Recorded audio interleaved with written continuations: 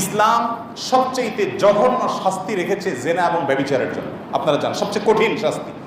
এবং বিবাহিতরা যদি পরকিয়া করে, হারাম সম্পর্কে লিপ্ত হয়, তার শাস্তি ইসলামে বিচারিকভাবে এটা সে যেখানে সেখানে বাস্তবায়ন শুরু করবে না। আমাদের দেশে দেখবেন যেখানে সেখানে এটা বাস্তবায়ন হয়, অনেক গ্রামে মাতবররা শুরু করে দেয়।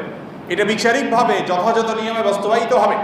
সবচেয়ে কঠোর শাস্তির কথা এই বিবাহ বহির্ভূত সম্পর্ক, সেটা যদি জেনা পর্যন্ত চলে যায় এবং প্রমাণিত হয়, তার জন্য রয়েছে দুইটা শাস্তি ইসলামে। একটা হলো পৃথিবীতে যদি কেউ ফাসাদ সৃষ্টি করে, কোনো দেশে যদি কেউ দাঙ্গা হাঙ্গামা সন্ত্রাস আর ত্রাসের সৃষ্টি করে, এরকম যে সন্ত্রাসটা ব্যক্তি পর্যায়ে নয়, ওটা সমাজের মধ্যে আতঙ্ক সৃষ্টি করে, অশান্তি সৃষ্টি করে, এই হাঙ্গামাকারীদের এবং বিবাহিত নারী পুরুষ জেনায় লিপ্ত হয়ে সেটা প্রমাণিত হবে, এই দুইটার শাস্তি গোটা কোরআনে শত বিষয়ে আপনি দণ্ডবিধি খুঁজে পাবেন, শত শত দণ্ডবিধি আপনি খুঁজে পাবেন। এর ভিতরে এই